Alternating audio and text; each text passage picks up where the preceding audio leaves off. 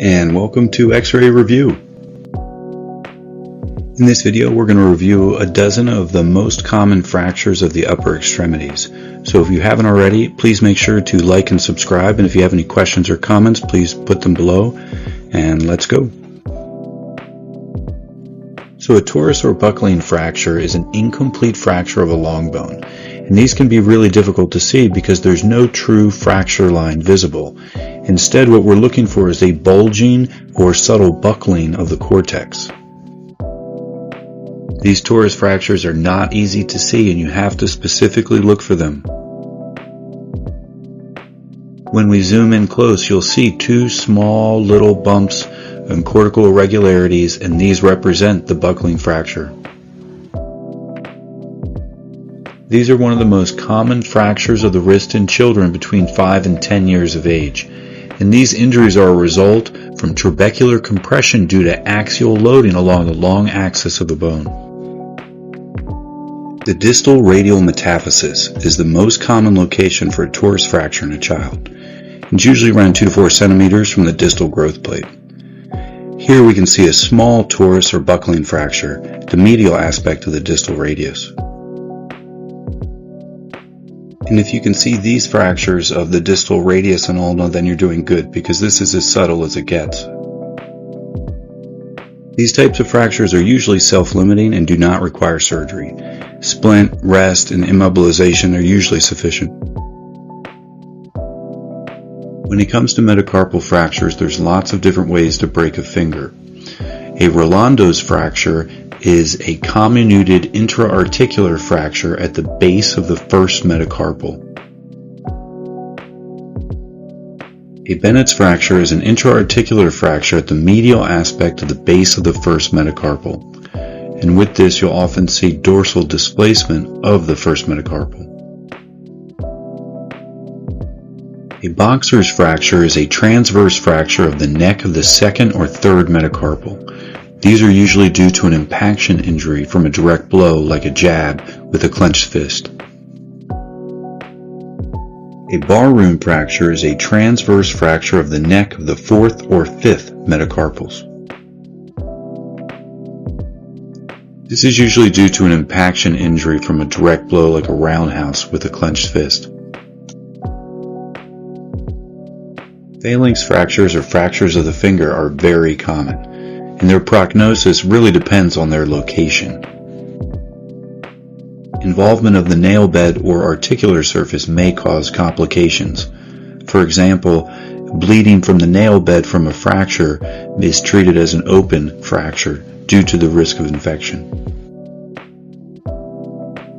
When it comes to evaluating for fractures of the hand or fingers, always take frontal, lateral, and oblique views. You always need a minimum of 2 perpendicular views in radiology. Radial head fractures are the most common elbow fracture in an adult.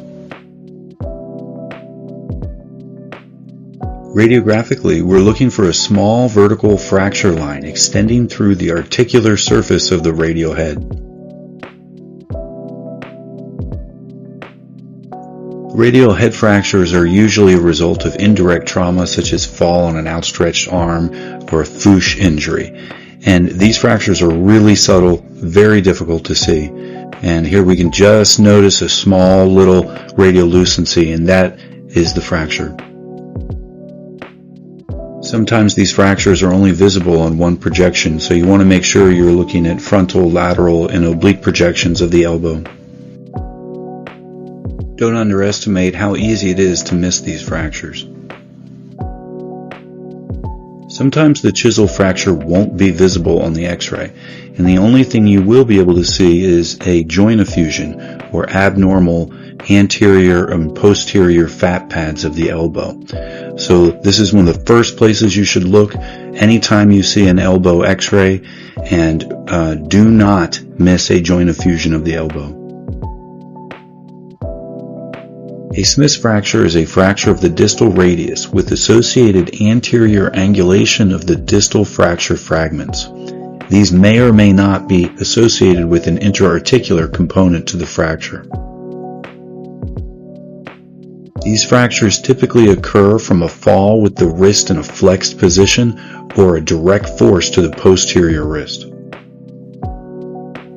An orthosurgical consultation is often appropriate, especially if there's an articular involvement. Clavicle fractures are the most common fracture of the upper extremity. These fractures can occur at any part of the clavicle, however, the middle third is the most common. And there's a whole classification system called the Neer classification, which is used for stability and treatment recommendations.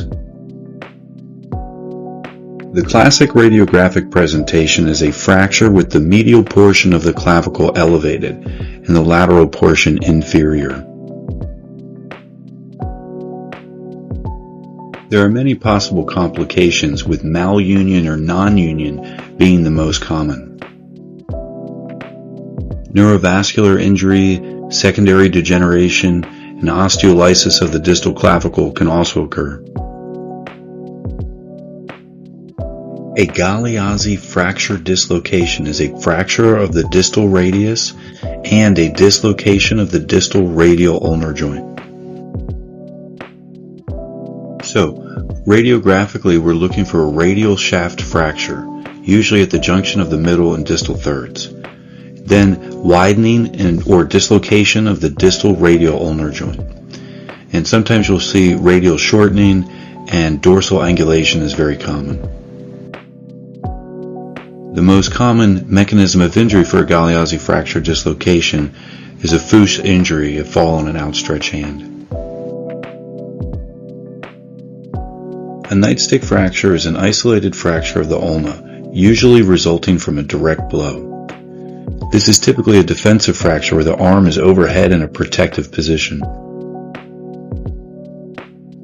An isolated fracture of the ulna from a fall is not that common, but can certainly happen. These are usually non-displaced fractures and not open, but they do have a higher probability for delayed or non-union. The most common carpal bone to fracture is the scaphoid bone. Up to 80% of all carpal fractures are of the scaphoid. So this is the normal presentation and location of the scaphoid bone.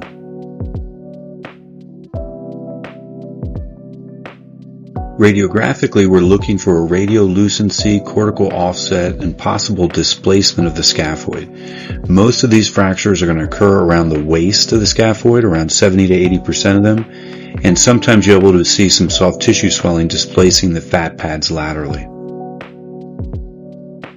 Scaphoid fractures are the most common radiographically occult fracture of the arm. Up to 5 to 20% of them can be missed on the initial radiographs. The scaphoid bone is the most common carpal bone to progress to avascular necrosis, meaning if there is a scaphoid fracture, it is a common complication to have avascular necrosis of the proximal pole of the scaphoid. What you're looking for on X-ray for avascular necrosis is sclerosis or opacity of that bone or proximal pole, and MRI is the gold standard for evaluating avascular necrosis. And here's a good example of a non-union scaphoid fracture that's been here for a long time and demonstrates secondary degenerative changes. A Colles fracture is a non-articular fracture of the distal radius with associated posterior angulation of the distal fracture fragments. This type of fracture is particularly common in elderly women and is often due to a fall on an outstretched hand.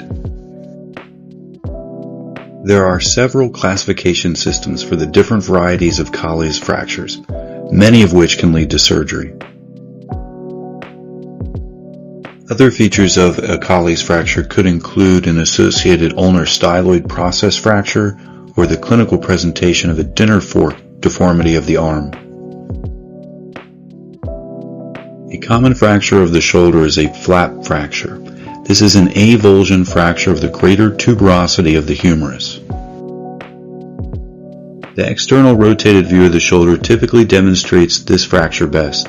And if there's over 1 centimeter of displacement of the osseous fragment, there's often associated significant rotator cuff injury, so MRI of the shoulder is often recommended.